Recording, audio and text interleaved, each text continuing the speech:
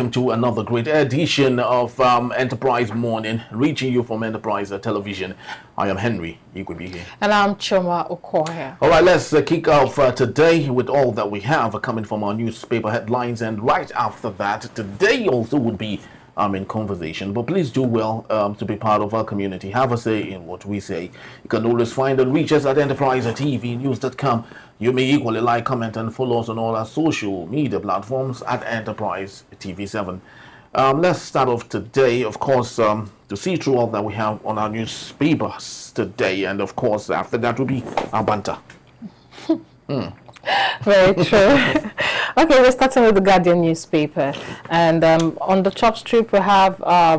okay, let's leave the top strip for now and let's get into this particular story. Bauchi government budgets 400 million to procure 6 computers to SSG's office. And also telcos get tariff hike as federal government receives sustainability report from KPMGs. Okay, moving on. EFCC detains, probes 10 operatives from Lagos Command for theft. And also we have the federal government criticizes over jumbo parks for military, politicians and others. Okay, let's start with this particular story. No plan to revive Nigeria air deal with Ethiopian Airlines, federal government clarifies. Or should we start with the anxiety as execution of federal government's free cesarean section initiative stalled? Yes, let's start with the anxiety as execution, because as health is wealth. Yes, health is wealth, especially when health is...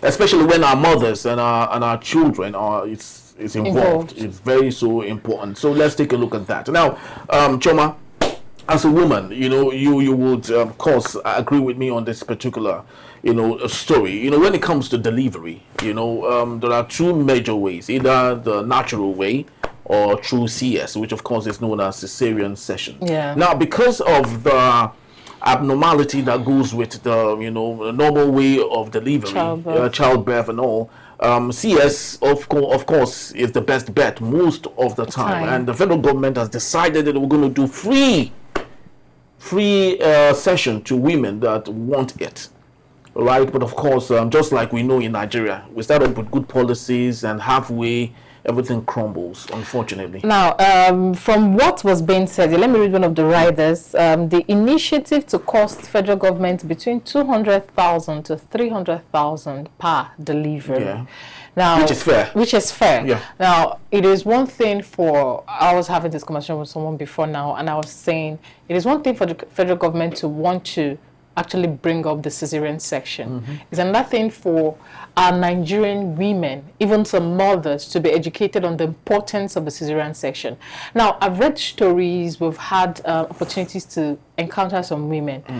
Some women are being labored weak when they go through the cesarean section. They are being told, oh, you're not strong enough to push the baby. Some of them are labored and they are looked down on and they say, oh, she's a weak woman. Some women that are married into a particular family will tell you their story of how their husband even refused to come sign the papers at the hospital for them. CS. Yes, for CS. Now, I love the initiative of the government. Now, it's another thing for the government to actually change the mindset of a lot of people, because sometimes even in our church, you see some women come out and they say, oh, I want to come and thank God I gave birth to like a Hebrew woman. I didn't go through this cesarean section, as if it's something that is diabolic or something that is labeling passed through knives, as if they that is really wrong, because this is one section we need to look into. Without information, people perish. Yes, so because of lack of information, a lot of people have died. And so men would say, and because of their mothers are involved in their life and in their marital issue, and when they call them, they'll say, leave her. Some of the mothers, especially when the mother-in-law is in the hospital with the woman to actually give birth, they will say, no, just be with her. Don't worry, leave her. She will take time. She will push the baby. And at that point, the woman is becoming weak. And we've had issues where some women just lost it. They died, the child died, and what would it have cost you to just spend and just give them the go-ahead order? And now a lot of women are, that's why some women are of the school of thought that have your money, have your family involved, and when maybe some persons marry wrong, in quotes, because the man lacks some understanding and some knowledge when it comes to some life issues, and when such things happen, have family by the side to help stand up for you and save your life. and it's really important. So I really applaud the government. But another thing is they need to actually educate them, and the pregnant women, care workers unaware of the modalities need to be carried along on some of these modalities and how it works. But the funny thing here is, as of course, I'd love to, take a look at what you said, cultural, religious practices that we have in Nigeria, where of course we liken ourselves to the Hebrew people. If a woman doesn't, put she's not tagged the Hebrew woman, as if the Hebrew people, give birth to a special kind of kids and all that. But the most important thing here, is the fact that, like we always know, and we're always tired of knowing, the government started with a good policy. Now they've stopped it. Now it is stalled because, let me just share my school of thought. Yeah. Whatever the government cannot benefit from in the long run, they don't get involved in it. They don't implement the policy. Now, in a space of how many hours? Let's take, for example, the IGP tenure that was extended, and we saw it before we could close our eyes and open it. Everything was passed into law. Now, what is stopping this? That is to the benefit of the poor, of the people. We should even go to some remote villages. Some of these women they don't even have the opportunity to eat healthy when they are pregnant. Now they even lack the strength to go into the labor room to even do the pushing and other things. So, and here we have government officials. Like, do you know, even the EFCC, the money EFCC have seized from corrupt politicians alone, 10% of that money can take care of whatever budget that we're talking about here. We never can tell. Maybe before 2025 wraps up, they can before we go halfway and before the budget. But we don't have time. There's a woman right now as I speak to you. I'm not even talking about one woman. I'm talking about there are lots of women right now that would love to go through that session. Now, we need to save lives now. So we don't have time. Okay, now I'm talking about the section. Do you know that there are some hospitals, federal government hospitals, that are owing electricity bills and they don't have light? Now, if we're bringing up this policy, everything should be complete. I'm of the school of thought that anything worth doing is worth doing well. Make sure the theaters have the right equipment, and you don't have doctors that have not gone through the process. You don't use humans for experiments. You don't come up and want to bring up this initiative, and you're talking about the shortage of staff. We're talking about the shortage of quality doctors. Now, don't use humans. Don't use a mother who is pregnant and is about to welcome her first child as an experiment, and she's on the table, and you now bring up all these young children that are still going through medical school to come tear her up, and that's where you hear situations where doctors leave like all their tools in the womb of a woman, and they wouldn't even know. So if the scan is done, and the woman might be going through pain, and lots of pain and all that. It's better that whatever is what doing. It's what doing. In other parts of the continent, right? You see. They don't even rely on the doctors now. They even train nurses to know how to carry out C-sections, and they are very good at it. Do you know midwives and all? Do you know that if you notice over time, the nurses are being paid more than doctors because they do more of the Nigeria jobs. Outside, they are paid more. They do more of the jobs. Why do you think a lot of persons want to go through the nursing school? Yeah, everybody wants to go through nursing. Everybody wants to be even an accountant has gone to register for nursing classes. Everybody wants to go through the nursing process.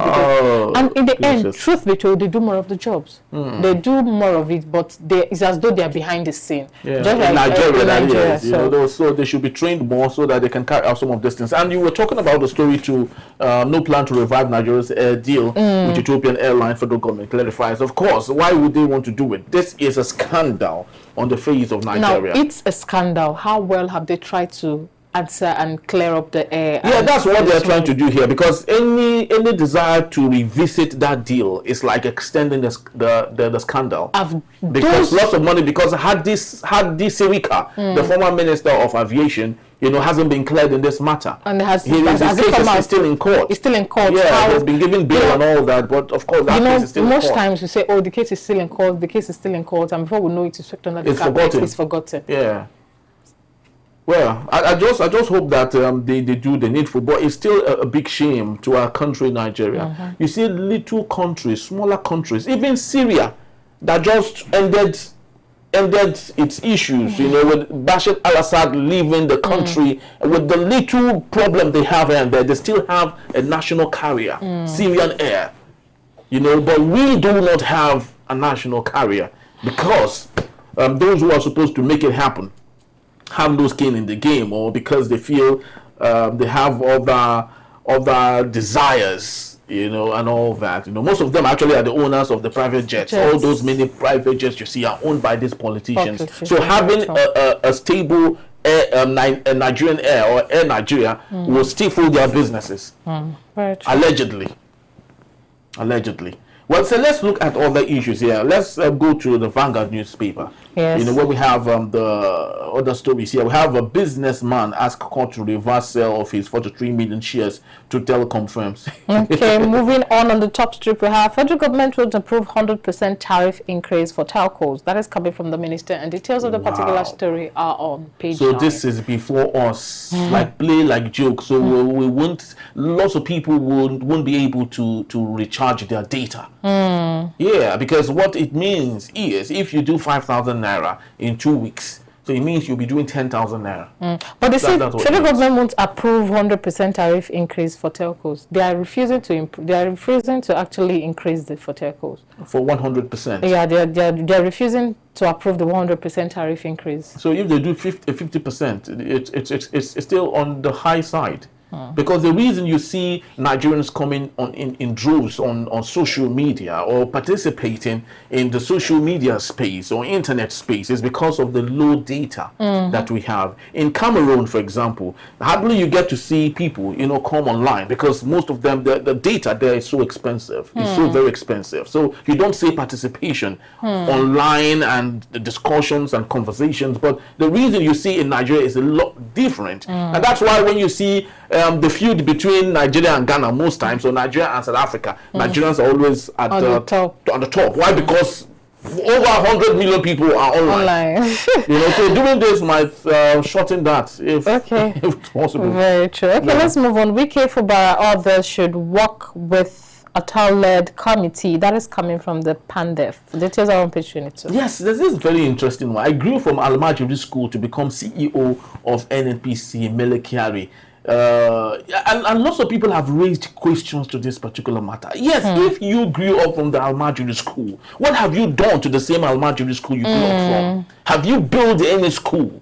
Or have you been able to at least say, okay, I am going to ensure that 1,000 Almajiri, children don't become Almajiri again. You send them to proper schools. Feed them. Have you been able to do that? For me, we would have to have evidence to actually back up this particular comment. Okay, that he actually came from Almajiri School. Yes, I would just love to make my own research before saying anything, because sometimes some things are just said for the purpose of print and for count. For orbs, all right. Yeah. So let's look at this other issue. States race to build airports as hunger bites the harder. And this is really true because most times, okay, let me just read out one of the writers here from an expert who is an ex-fan MD, and he said, as hunger ravaged the land, governors compete to build airports, spend 181 billion naira, and airports built by states not viable. The airports built by states are not viable, yet they struggle and try as much as possible to build.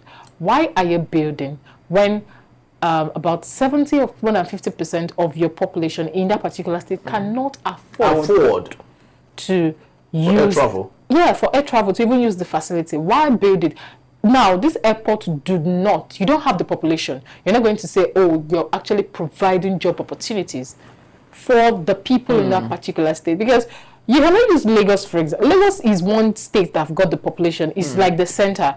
We have got international flight. Now, you're not even going international. It's just something that might just go into. How many planes can you even bring into that particular place? We're not even talking about how many planes. We're even talking about maintenance of such facilities. Ebonyi, Dave Umahi, they say he built the Ebonyi airport with billions of naira, upward of 30-something billion of naira. And since then, according to FAN, if they counted the number of aircraft that have landed in that place, it's not up to 10. You know, and the current governor has just maintained the airstrip again with billions of naira again. So this is the problem that we have. White elephant projects all over the place, simply because some of these people want to use that as an opportunity, allegedly, to siphon funds. You know, and it's also bad. My very good friend, Alex Oti, is equally towing the same line. Now, he wants to build an airport in Abia State. Now, and I'm asking, Alex Oti have a right to build the airport. Okay, Alex has a right. No, let me tell you why. No, let me tell you why. Yeah. Alex Oti is already making Abia State a commercial hub. Do they necessarily need that? Now, let me tell you. Between Imo. Now, let me tell you. What's the difference between Imo and Abia State? There's a distance. The airport in Imo State to Abia is less than 35 minutes. Now, you cannot say the distance between Imo State to Abia State is just 35 minutes. Do you know that there are other arms of Abia? There's a part in Abia that before you go from, let me give you an example. Before you go from Okigwe, that's in Imo State, to Abia State, Umuahia, you spend over an hour to go from there. Now, they have the area market, which is one center, because that is one business that is even bringing in goods from Abia, from Aba and Co, even to Onitsha. Now, if the Abia airport should start thriving, there are a lot of business people that can comfortably travel from Lagos to Aba, do business and still come back. Now, aside from that, do you know that a cost of the price of lands, because of the innovations that Alex Oti have been bringing into Abia State, have skyrocketed?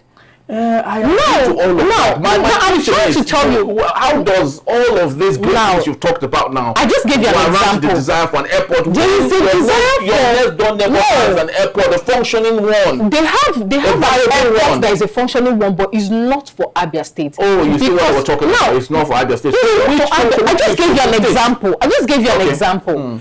There is the Aba Arara market, which is there. Yes. Do you know how many expatriates, even the Chinese, they come to that market now, if they know that, they can actually fly in and go out comfortably from Abia State without stress, they would want to go, because now it is even going to bring in a lot of business opportunities.